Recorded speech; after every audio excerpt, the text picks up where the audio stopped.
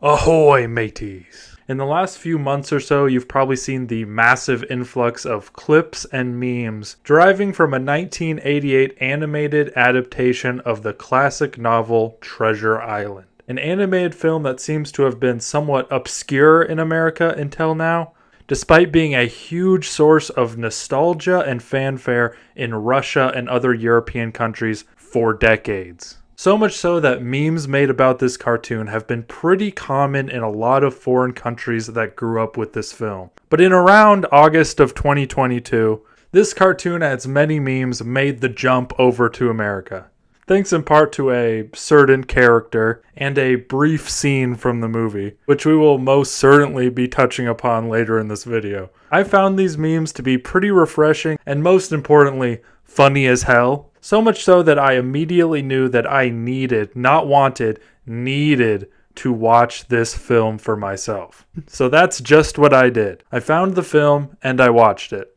And I loved it. It's definitely one of the most interesting and underrated pieces of media that I've ever seen. And I sort of feel it my civic duty to share it with you today. In this video, I am going to go through the entire movie and all the wacky shenanigans within it, with essentially the main goal of your entertainment and to pique your interest so you go watch this masterpiece for yourself. Because trust me, it is well worth the watch. Grab yourself some popcorn, a drink, and your favorite snack, and find a nice comfy place to sit. And please allow me to take you on this journey through the 1988 cartoon adaptation of Treasure Island. But first, some backstory. Where did this movie come from? Well, that would be Ukraine, or maybe Russia. I've honestly heard it both ways, but more accurately it was made by the Soviet Union, a union of 21 separate republics, including Russia and Ukraine, that created one massive country that took up an ungodly amount of the world from its formation in 1922 to when it dissolved in 1991. This film was ordered by USSR State Broadcasting and was created by a Ukrainian studio named this. I'm not even going to try and say that. They deserve better than some white boy butchering their company name. The film was never released in theaters, but instead publicly broadcasted on television. Despite this, the film was a massive success, essentially becoming a cult classic overnight. In 1992, an American version of the film, titled Return to Treasure Island for some reason, was released direct to video here in America. The localization of the film was 34 minutes shorter and featured all new English voice actors along with some notable cuts and changes. Now, full disclosure, the version that I initially watched was the English version of the film. The Return to Treasure Island version, if you will. This was mostly because it seems to be the most readily available version of the film, being uploaded in full to YouTube as of right now. But I loved it so much that I just had to go back and watch the original. And I was pretty easily able to watch most of it. There's currently a playlist on YouTube with the entire movie split into 9 parts. The only problem being that 2 of those parts are missing. Much later into the development of this video, however, I was able to find the original cut uploaded in all its glory. Therefore, this video is mostly about the real Treasure Island from 1988, with a few mentions of Return to Treasure Island as well. Somewhat due to the fact that I wasn't able to find the original cut for so long, but mostly due to the fact that the English version is kind of hilarious at parts. Another really short disclaimer being that I can't really speak to the accuracy this film has to its source material. I did in fact read Treasure Island, but like every book that we had to read in school before the age of 16, I barely fucking remember any of it. But that really doesn't matter all that much. This version's better anyway. But without further ado, let's jump right into this. Roll the cartoon. The film opens on a really epic title card in the original version that really sets the stage for what is to come. And in the English version, it starts with a really hastily thrown together one. Nonetheless, they both open with a mysterious figure approaching a humble little inn in the middle of a raging storm. Well, they both sorta start that way. The original actually starts with a live action segment first, one of many scattered throughout the film. Sadly, I will be skipping over these segments for the most part. even though they are quite entertaining. Back to our mysterious figure, he knocks on the door and is met by a young man who allows him in. Or rather, allows him to kick open the door and scrapes him off the floor after he hurts himself. Meanwhile, outside, a band of pirates gather outside the window and peer in, watching the mysterious figure speak with the young man. The old sailor warms himself by the fire and announces that he will be staying for a while as he repeatedly sneezes so fucking hard that he nearly brings the entire damn building down. He then waltzes up to his room with his big fuck-off chest in hand. Once in his room, he folds a map, places it in the chest, and locks it. Then he tells the boy to beware a one-legged man and that he will pay him 3 silver pieces a month to keep an eye out for him. The next morning, some characters gather outside the inn and begin singing a song directed at the captain. The lyrics of the song allude to him being greedy and that he is possibly keeping money from them in some way. This song eventually wakes the captain, so he promptly hurls an orange into the mouth of the singer. And the singer chokes on it, I think, effectively stopping their song and causing them to start begging for money. Like, they straight up turn to the camera and do it. So, I guess they're asking us for money? Sorry, boys, money's a bit tight right now. The captain laughs his ass off over this, and for the first time, we are formally introduced to him. You see, in the original cut of this movie, they do a weird but ultimately pretty cool thing. They have narrated bios to introduce each character to the audience. We learn that this man's name is Billy Bones. He is the holder of the map to Treasure Island and a massive alcoholic. The character bios usually also give us some descriptive words to help us understand the personality type of each character. And oddly enough, most times they tell us whether the characters are married or not, even though I don't recall any of the characters actually being labeled as married in any of these bios. So what's the fucking point in that? Anyway, Billy decides to go for a walk that morning, and one of the previous characters that was shown stalking him decides to go let himself inside the inn. Once inside, he introduces himself as a friend of Billy's and waits for him to return. Once Billy does return, the man surprises him, talking to him as if they were old friends. At first, Billy has no fucking clue who he is before recognizing him as Black Dog, an old shipmate of his. Billy asks him what he wants from him, and Black Dog responds asking him for the map. Billy claims he doesn't have it, and they both grow increasingly hostile towards each other. All the while, the boy teleports outside to listen in on their conversation. Despite previously being in the same room as them. Billy sneezes and sends Black Dog into a wall, and he just fucking snaps. He pulls a knife and starts chasing the captain around the table and throughout the house. And after quite a lot of back and forth, Black Dog eventually just books it out of there. The captain then demands some rum before being conked in the noggin by a beam and goes down for the count. The boy then exclaims, "Help, I need a doctor." And just like that, a doctor waltzes through the door. But this isn't just any doctor. Oh no. This guy is quite important, being the absolute fan favorite character and basically the true protagonist of this film. Ladies and gentlemen, please allow me the absolute honor of introducing to you Dr. Livesey. Now, I absolutely love this character for a lot of the same reasons everyone else does. Despite having bio pictures that would certainly scare the hose, he is described as a very good and cheerful man who laughs constantly and always has a big smile on his face no matter what. A truly stoic character. To explain in smooth brain terms, he is basically the very first recorded depiction of the Giga Chad and the purest example of the indomitable human spirit. The English voice actor for Livesey does an overall pretty decent job, and the first Livesey scene in the English version is overall pretty good. Now, let's have a look.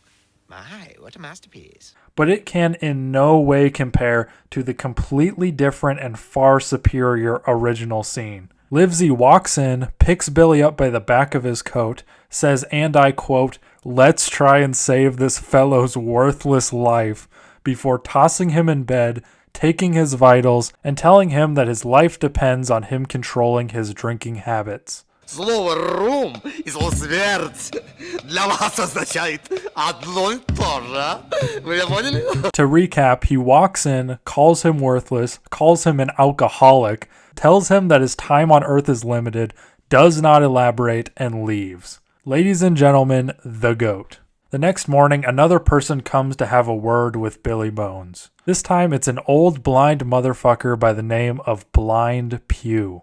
He is another greedy old pirate friend of Billy's. He approaches the boy acting helpless, but then takes hold of his arm and threatens to break it unless he brings him to the captain. Once inside, he gives Billy a black coin, caresses the boy for some reason, and then gets the fuck out of there. It is then revealed that the coin given to Billy is actually the Black Spot, which is basically just a little black circle that says they are going to come back at 10 o'clock that night to essentially fuck him up and take the map. Billy then proceeds to go absolutely apeshit, claiming that they have time and that they will show them, before taking a nice big swig of rum and then just fucking dies. Immediately after the not so untimely death of Billy Bones, the boy pickpockets the key to the chest off Billy's dead body, goes upstairs, unlocks the chest, takes the map, and gets the hell out of there.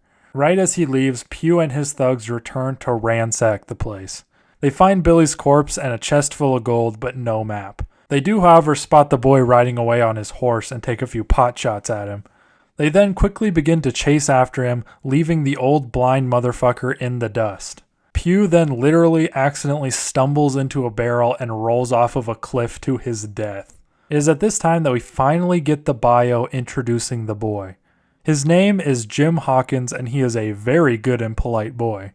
Anyway, Jim rushes all the way to see Dr. Livesey and the Squire, a friend of Livesey's who is pretty well off financially, I'd imagine. He shows them the map and they identify it as Captain Flint's treasure map, a character that presumably Billy Bones, Black Dog, and Pew all worked under at one point.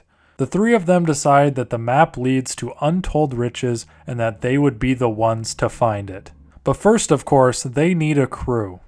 So these three yahoos hop on a carriage to Bristol, where they find themselves at the Treasure Island equivalent to the Salty Spittoon from SpongeBob. As they enter the bar, they do the thing. The most memed thing from this movie. The thing that most people have seen even if they've never heard of this movie. And that thing is the walk cycle.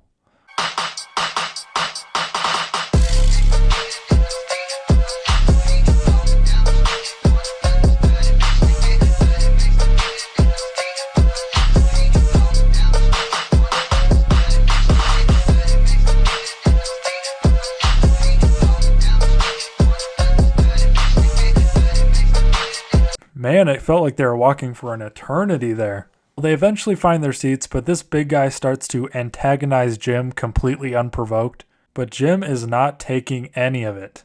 The movie then abruptly cuts to one of the only live-action segments I'm going to lightly touch on. A song about how this terrible pirate cannot harm Jim, simply because Jim exercises every morning. And that you should do so too. Then it promptly cuts back to Jim pulling some martial arts shit out of his ass and completely deflating the poor bastard before throwing him through the goddamn wall. The only explanation for this extraordinary output of power? Exercise. A lot like another fictional character I know of. After that ordeal, the group calls over Long John Silver, a one-legged man whose job is to be the ship cook on their voyage and is in charge of assembling the rest of the crew. His bio sorta spoils the fact that he is actually the most evil and ruthless pirate on the face of the planet, and he is only pretending to be good in order to get close to the treasure. But hey, it's an honest mistake, right? How would they possibly know that? It's not like the only goddamn thing Billy Bones told Jim to do was beware the fucking one-legged man. The next we see the boys, they are loading up the ship, preparing for the journey ahead of them. We are then introduced to the man they recruited to captain their ship, Captain Smollett, a military officer whose English voice actor and lines I find absolutely hilarious. Even the cook's parrot has been informed that we are on a quest for buried treasure. I don't like it at all, sir. They finish packing up and they are immediately on their way, full speed ahead. It is only after the ship has set sail that John Silver and the crew show their true colors. They break into the armory, arm themselves to the teeth, and discuss their plan. John Silver says that as soon as the Doctor and Squire find the treasure, they will betray them, killing them in order to take the treasure for themselves. But what they don't realize is that Jim was listening in on their entire conversation, and he rushes to inform his friends right as land is spotted on the horizon. And that's the end of part 1. I totally forgot to mention it, but this movie was originally produced and aired in 2 parts. Kinda neat.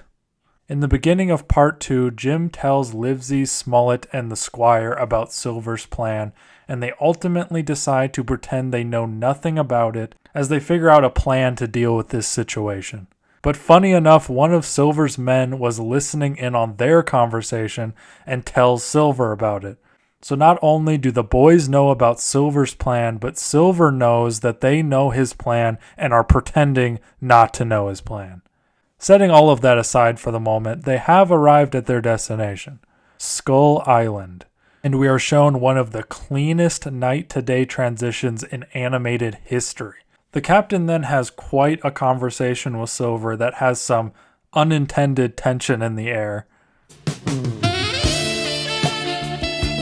which ends with Smollett allowing them to go ashore, probably in an effort to put some distance between them and the pirates. But it kind of backfires, with Long John leaving the ship but keeping enough of his men on board to essentially keep them hostage.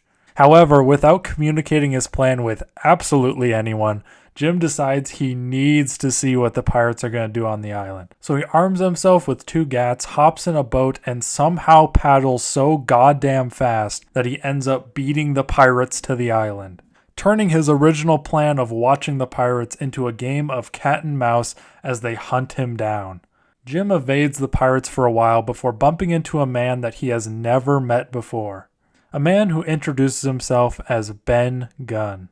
Ben seems to imply that he was marooned on the island 3 years prior by John Silver himself. Ben then offers to help the gang as long as he gets 1,000 pounds of treasure and a one-way ticket the fuck off the island. Jim immediately agrees to his demands and then asks Ben to tell him more about himself. In the original version, it cuts to another live-action segment detailing that Ben claimed he knew the location of the treasure but ended up leading the crew on such a wild goose chase that they stranded him on the island as punishment. In the English version, this segment is replaced with a song performed by Ben Gunn about how bad John Silver is, I guess.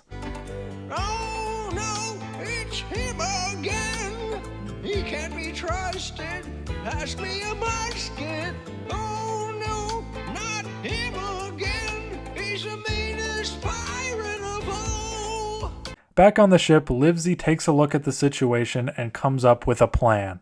They ransack all the supplies from the ship and start paddling to the island. Silver's guards eventually catch on and they start taking shots at them. They start using the cannon like a damn machine gun, for God's sake, laying down some serious artillery fire. I kid you not, they fire so many fucking cannonballs and miss every single one, allowing the boys to get ashore and sprint to the top of the hill to capture the fort. Quick side note, that pirate that was rapid firing the cannon suddenly combusted into flames and fucking died. Meanwhile, the pirates start bombarding the fort, but as usual are not able to hit shit. Livesey also catches an exploding cannonball with his bare fucking hands, so that's pretty cool. Jim and Ben notice all the commotion and come to the conclusion that the boys took the fort and the pirates are attempting to siege it. Jim says that they should probably go help, but Ben refuses to go with him. Instead, he tells Jim that he needs to speak with Dr. Livesey alone. You know, for some reason. Maybe I missed something, but up until this point, there has been no mention that Ben ever knew Livesey, or was informed that he was even on this journey with Jim. Nonetheless, Jim does return, jumping the wall to go help his friends ward off the pirates. Before the pirates attack, however, Silver shows up to the base holding a white flag, despite the fact he is not surrendering and is still planning on sieging the compound. He basically just asks them to surrender the map, and they essentially respond with a big "fuck you." So Silver goes back and commences the attack. And what comes next can only be described as the greatest battle in cinematic history. Livesey breaks a window, Jim breaks a window, the Squire mistakes a painting for a window. Livesey takes some absolutely nasty pot shots at the pirates. Jim plays 9 muskets like a goddamn piano. The Squire still thinks the painting is a window, and Smollett attempts to take some shots with just about his entire ass hanging out a window. The Squire ultimately causes a wall to fall down, and he props it back up so that Smollett can pull the absolute biggest sword out of his ass before being promptly dropped on his head again. The Squire then employs some Looney Tune-ass tactics, and Livesey draws his sword, hops through the window, and sword fights 3 pirates at the same time, straight up killing 2 of them on the spot. Once it is all said and done, they killed 10 pirates, over half of the entire fucking crew. They free Smollett from the window, and they celebrate with some rest. Later that night, Dr. Livesey leaves the fort to rendezvous with Ben Gunn. Ben leads him to a hidden door, and the 2 of them kind of shoot the shit, so I guess they are just old friends or something. At this point, there is a massive reveal. Ben actually found the fucking treasure.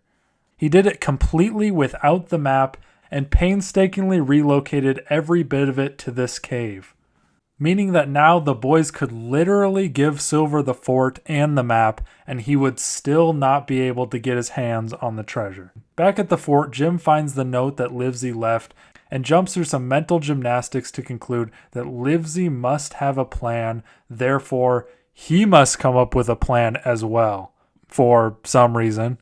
And that plan just so happens to be infiltrating the pirate ship in the middle of the night and single-handedly stealing it back. Once on the ship, he witnesses 2 pirates fighting over something before one of them literally erases the other one from existence over the argument. That very same pirate then notices Jim and chases him up the mast and onto a rope. The pirate takes some shots at Jim and throws a knife at him, which Jim just throws back and it cuts the rope. Jim leaves him hanging. Oh, brother, this guy stinks! And then sails the ship to shore and returns to the fort. But instead of meeting back up with his friends, he discovers that they turned the fort over to Silver in one of the greatest visual reveals I've ever seen. Now basically a prisoner of the pirates, Jim immediately speaks out and the pirate crew calls for his execution. Silver declines this idea, and the pirates begin to question his command. So Silver goes ahead and cements himself as one of the most intimidating antagonists ever. Джентльмены, кто хочет иметь дело со мной, пусть выйдет, пусть выймет свой кортик. И я, хоть и на костыле, увижу, какого цвета у вас потроха. Despite this, the crew decide to mutiny, but quickly change their minds once Silver reveals that he was also given the map. The map that Silver probably knows by now no longer leads to the treasure. In the final part of this film, the pirates and Jim come across a scarily detailed skeleton, find the location that the treasure was initially buried at, and are then ambushed by the boys. The pirates try to run but are completely surrounded, eventually coming face to face with the man, the myth, the legend, Dr. Livesey himself. Livesey tells them that they all smoke too much, followed by an entire song about how smoking is bad for your health, of course. After that, all the pirates keel over and die from what I can only assume to be lung cancer, I guess. Movie ends with Jim, Livesey, the Squire, the Captain, Ben Gunn, and Silver loading up the treasure and sailing off into the horizon. In the English version of the movie, it gives a short description of each character's life after the events of the movie, but the original version does something a million times cooler and something I can honestly say I've never seen before. It shows side-by-side video credits of all the voice actors dressed as their characters. Здравствуйте! А вот и я, доктор Ливси.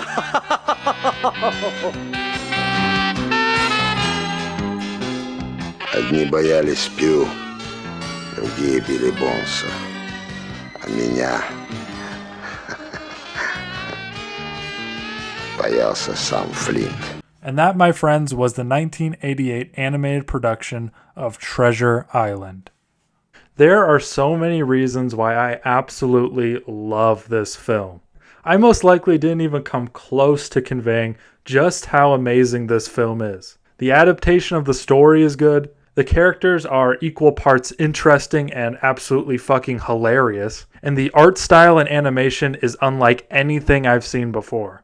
From the movement to the action to the crazy ambitious transitions, there simply just isn't anything out there like it. The characters themselves were easily one of the things I loved most about this film. They were all so amazing, and you could just tell that all the voice actors really put everything they had into portraying these characters.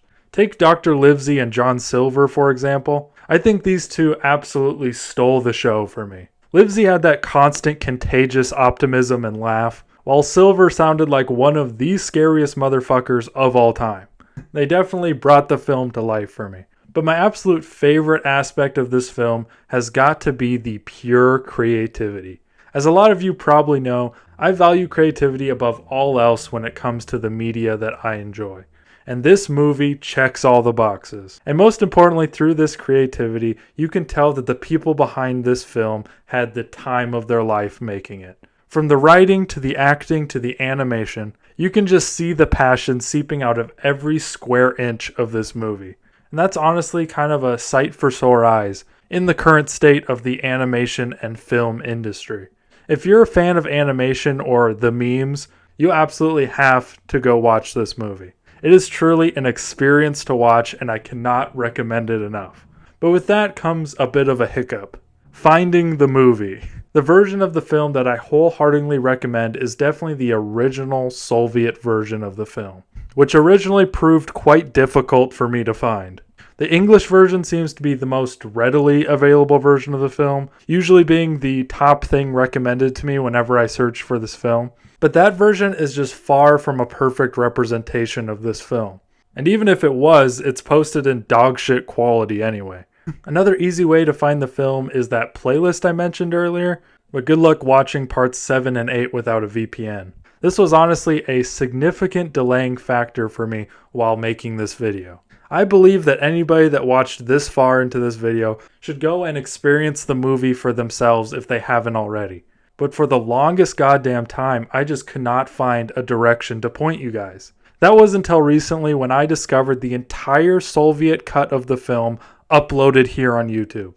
It's uploaded in 2 parts to an official account of some kind, with what seems to be pretty damn good English subtitles, and most exciting of all, it's uploaded in the best quality that I've personally seen anywhere in the internet.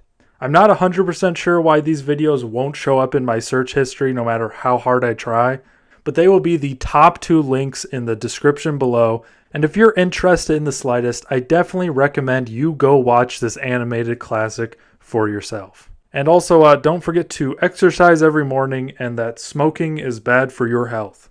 18 men on a dead man's chest. Yo, ho, ho, and a bottle of grog. I want to thank you so much for watching this video. It really means the most to me.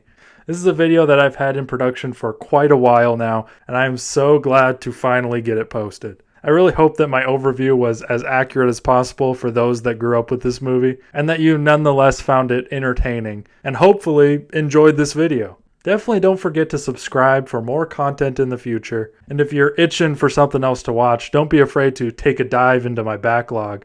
But that's all for me today. I hope you have an absolutely amazing day, and I'll see you in the next one. I want some cheeseburgers just to eat. I'm talking ketchup, my nigga mustard on the beat. You gotta put a lot of lettuce, please, because I like to have a lot of grease. I remember eating outside with my whole team. Now a nigga gotta stay home cause of quarantine. The scenery sure is pleasant from my hot squid balloon. Hi.